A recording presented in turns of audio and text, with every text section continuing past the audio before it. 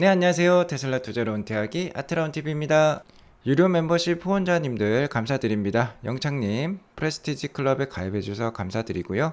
근육팡님, 시어남님, 레드맥스님, 성규성님, 최영호님, VIP 클럽 가입 진심으로 감사드립니다. 따차드 클럽에 가입해주시는 김성기님도 감사드립니다. 저희 아트라운TV VIP 멤버십은요, 월 8,990원으로 만날 수 있는 최저 수업료 재테크 입문 과정이라고 할 수 있습니다. 장단기 투자의 맥을 잘 짚어드리고 있으니까요. 한 달이라도 꼭 가입하셔서 좋은 인사이트 많이 받아가 보시기 바라겠습니다. 가입은 매 핸드폰 영상마다 이렇게 가입 버튼이 있으니까요. 가입 버튼 누르셔서 쉽게 가입이 가능하십니다. 오늘 주제는요. 테슬라 5도 감소, 경기 침체 타격받나? 라는 주제로 말씀을 드리겠고요. 글로벌 증시 매우 불안한 상황이 지속이 되고 있습니다. 몸을 살릴 때라고 생각이 들어요. 자, 오늘 3대 지수 현황부터 살펴보고 가도록 하겠습니다. 제가 꼭 지켜주었으면 했던 11,400선까지 나스닥이 지금 떨어졌어요. S&P 500도 3,873까지 떨어지면서 지금 계속해서 안 좋은 모습 보여주고 있습니다. 오늘의 하락은 글로벌 물류 기업이죠. 페덱스의 어닝 쇼크로 인해서 발생했다라고도 볼 수 있겠는데요. 페덱스의 경우는 시가총액이 그렇게 큰 기업은 아닙니다. 여기 보시면 이렇게 조그맣게 보이죠. 다만 페덱스의 경우 대표적인 글로벌 물류 기업이죠. 물류가 활발하면 페덱스의 실적이 좋은 것이고, 물류가 활발하다는 것은 세계 경기가 괜찮다는 뜻이죠. 하지만 페덱스의 실적이 안 좋다는 것은 지금 세계 경기 상황이, 경제 상황이 녹록지 않다는 것을 의미한다라고 볼 수 있겠습니다. 자, 그런 이유 때문에 오늘 증시가 전반적으로 좀 크게 빠졌다라고 볼 수 있을 것 같고요. 페덱스의 CEO는 세계 경제가 이미 침체 국면에 진입한 것이 사실이다라고까지 얘기를 했어요. 자, 오늘 페덱스 주가가 21% 이상 폭락을 했는데요. 예상치였던 EPS 5.14불에 비해서 한참 모자란 3.44불을 발표하면서 페덱스뿐만 아니라 전반적인 증시 하락을 불러일으켰다라고 볼 수 있겠습니다. 또한 일각에서는요, 연준이 이번 인플레이션 국면에서 최종 기준금리를 5% 넘게까지 인상할 수 있다고 또 얘기가 나오고 있어요. 현재까지는 약 4% 정도까지 오르면 연준이 속도를 줄이던지 아니면 금리 인하를 하던지 라는 얘기들이 많았었는데, 자, 5%까지 넘게 인상할 수 있다는 건 아직도 가야 할 길이 멀다는 거죠. 하락의 이런 기간이 좀 더 길어질 수도 있겠다라고 볼 수 있겠습니다. 자, 오늘 맵을 보면 그동안 하락이 심했던 반도체 영역에서 다소 반등이 나왔고요. 컨슈머 디펜시브 경기 방어주들이죠. 헬스케어 이런 것들 빼놓고는 대부분 하락했던 안 좋은 하루였다라고 볼 수 있겠습니다. 다만 테슬라의 경우 0.13%만 빠지면서요, 정말 강력한 지지력을 보여주고 있습니다. 다른 빅테크 기업들에 비해서 차별화된 움직임을 현재까지 보여주고 있다라고 볼 수 있겠는데요. 이번 일주일 수익률만 보더라도 마이크로소프트 5% 하락, 애플이 1.35% 하락, 구글 5% 하락할 때, 그리고 엔비디아도 7% 넘게 하락할 때 테슬라는 오히려 5% 이상 상승을 하는 좋은 모습을 보여주었습니다.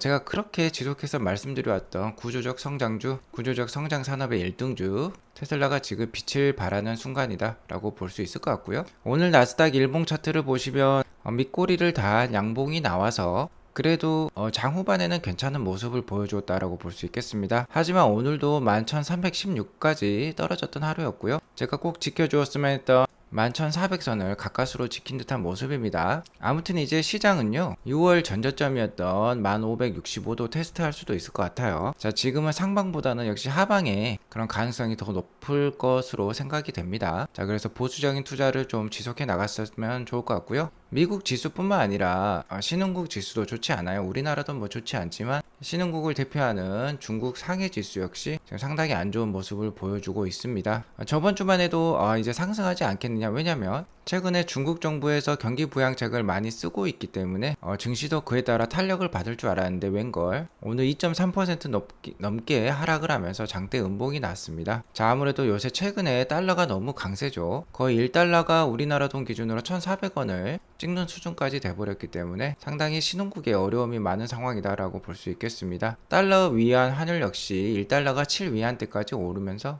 자금 유출에 대한 우려가 크다라고 볼 수 있겠습니다. 아무래도 달러가 강세면 신흥국에 투자하기보다는 다시 뭐 미국에 투자하려는 그런 수요들이 많아지겠죠. 자, 그러면서 이렇게 크게 하락했다라고 볼 수 있을 것 같고, 이런 전반적인 상황을 봤을 때 지금 세계 글로벌 증시가 상당히 암담한 상황이다라고도 볼 수 있을 것 같습니다.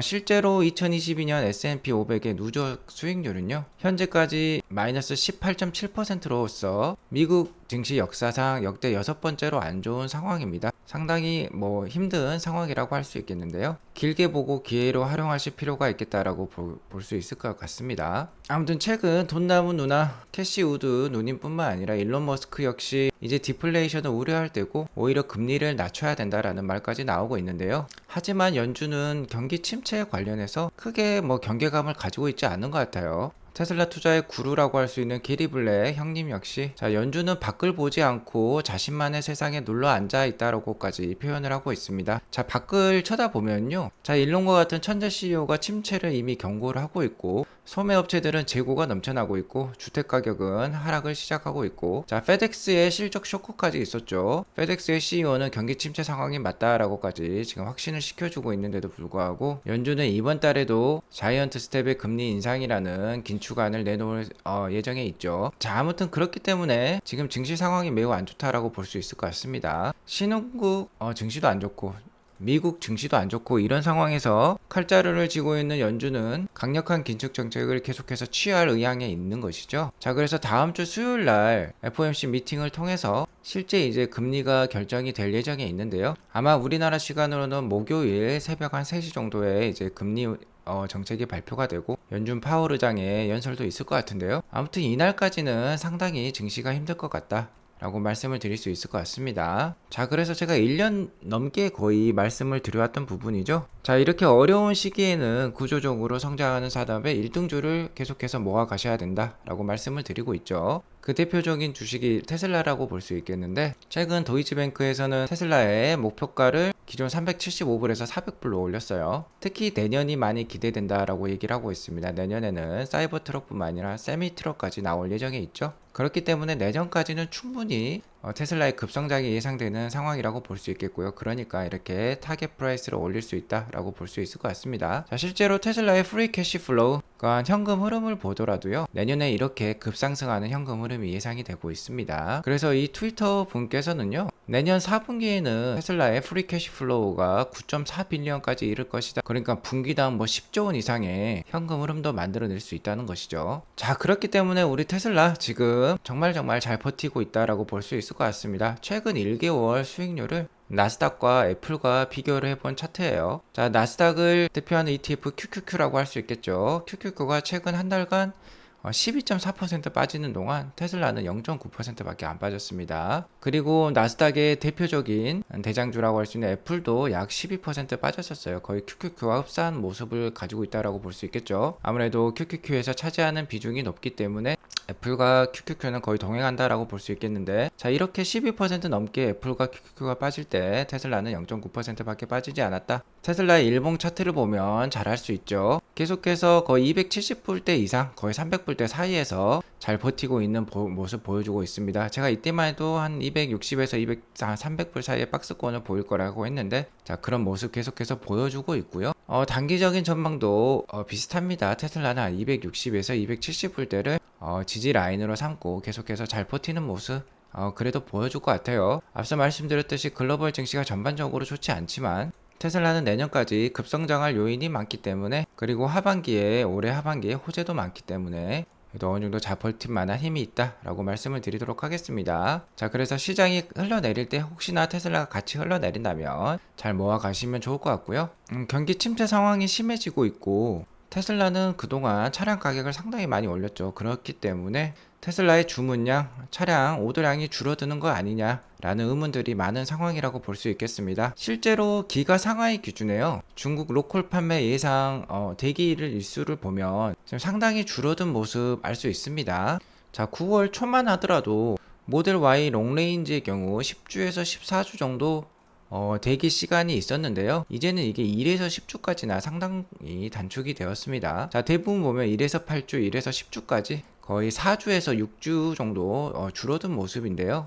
이렇게 배송 대기일 수가 줄어든다는 거는 오더가 줄어들어서 생산할 게 줄어든 것이지 않겠느냐라는 의문을 가질 수가 있겠습니다. 다만 이는 매 분기 말에 있는 특수한 상황이라고 볼 수 있겠고요. 방금 이 보신 표는 중국 내수 로컬 판매 기준이기 때문에 매 분기 말에는 중국 내수 판매에 집중을 하는 테슬라라고 볼 수 있겠습니다. 그렇기 때문에 3월 6월, 9월, 12월 매 분기 말이죠. 지금은 9월 달인데 9월 달이니까 충분히 대기 일수가 줄어들 수도 있겠다라고 볼 수 있을 것 같고요. 중요한 거는 기가 상하이가 연 생산 캐파가 지금 100만 대가 넘어가는 상황에 이르렀습니다. 자, 이를 월로 따지면 월 9만 대에 도달을 했고요. 이는 7, 8월 달에 공장 업그레이드 작업을 거쳤기 때문이죠. 자, 2022년만 보시더라도 여기 수출 물량이 있습니다. 기가 상하이에서 만들어진 거는 대부분 유럽으로 수출이 많이 되죠. 보시면 이번 3분기만 보더라도요. 자, 수출 물량이 7월 달에는 19,000대, 8월 달에는 42,000대였는데 9월 달에는 1000대로 확 줄어드는 거 보이시죠? 대부분 이 물량이 여기 보면은 중국 로컬 판매로 빠지기 때문입니다. 자, 9월 달에는 기가상하이가 9만 1000대 정도 판매가 예상이 되는데, 자, 9만 대가 중국 로컬에 판매가 되기 때문에 자, 이렇게 대기 일수가 줄어들었다라고 볼 수 있겠는데요. 그래도 의문이 되죠. 상당히 지금 많이 줄어들었기 때문에 오도가 줄어든 것이지 않겠느냐라고 의문이 드는 상황이죠. 실제로 어느 정도 오도가 좀 줄어든 것 같긴 합니다.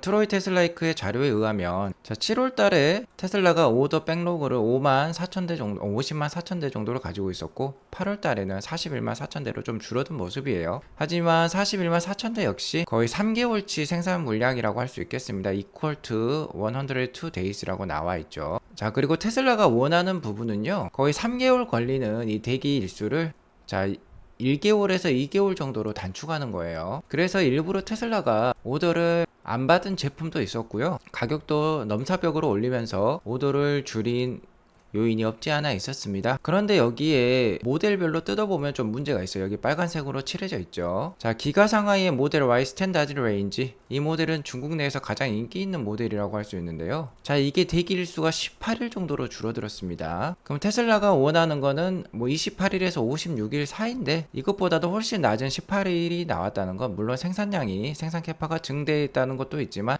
중국 내수의 오더량이 많이 줄어든 것이지 않겠느냐라는 의문이 있을 수 있습니다. 자, 그렇기 때문에 모델 Y 스탠다드 레인지 같은 경우는요, 뭐 가격을 좀 낮출 필요도 있을 것 같고요. 어느 정도 오더량을 늘리기 위한 고민이 필요할 것으로 판단이 됩니다. 하지만 말씀드리고 싶은 부분은요, 배터리 EV, 그러니까 전기차, 순수 전기차는요, 아직도 시작이라는 것이고 계속해서 이렇게 침투율이 올라가고 있기 때문에 2030년까지는 그래도 오더량이 계속해서 급증할 것이다 라고 저는 생각을 하고 있고요. 현재 월드와이드 글로벌 기준으로 올해 4분기에는 EV 침투율이 12.6%에 이를 것으로 생각이 들어요. 그 중에 1등은 역시 중국으로서 22.9%까지 올라갑니다. 자, 그러니까 새 차 5대 중에 한 대는 이제 중국에서는 EV라는 겁니다. 상당히 높은 수준이라고 볼 수 있겠죠. 아무튼 오더량이 줄어드는 것과 관련해서 저희가 확답을 얻으려면 테슬라가 어느 순간 가격 인하에 들어간다면 우리가 오더량이 좀 줄었구나 라고 생각을 하면 될 것 같아요. 지금 당장은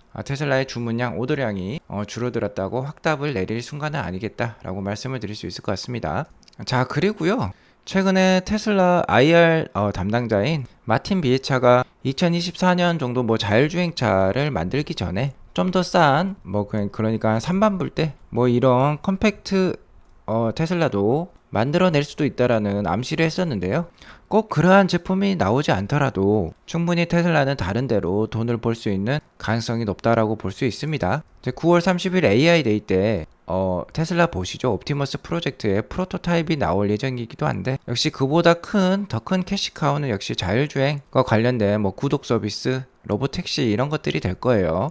실제로 지속해서 FSD 베타 관련 주행 영상을 올려주고 계시는 홀마스 카탈로그에 따르면 자, LA부터 샌디에이고까지 3시간 동안 자율주행하는데 한 번도 운전자 개입이 없었다. 한 번도 운전을 한 적이 없대요. 여기 보시면 나오죠. 파킹락 투 파킹락. 그러니까는 로스앤젤레스에 있는 주차장부터 샌디에이고에 있는 주차장까지 한 3시간 정도 운전을 하는데 한 번도 제로 테이크 오버라고 되어 있죠. 한 번도 개입을 한 적이 없다. 그러니까 완벽하게 자율주행을 해냈다는 것입니다. 현재 GM 크루즈나 구글 웨이모 같은 경우는 자, 일정 구역에서 자율주행 서비스를 하고 있죠. 로보택시 사업을. 피닉스에서 많이 하는데 피닉스가 워낙 도로가 네모 반듯하기 때문에 시범적으로 이러한 사업을 운영하고 있는 것으로 알고 있는데 자율주행 차량이 운전하다가 어려움을 겪으면요, 원격 조정을 통해서 사람이 좀 대신 운전을 하기도 하고 있습니다.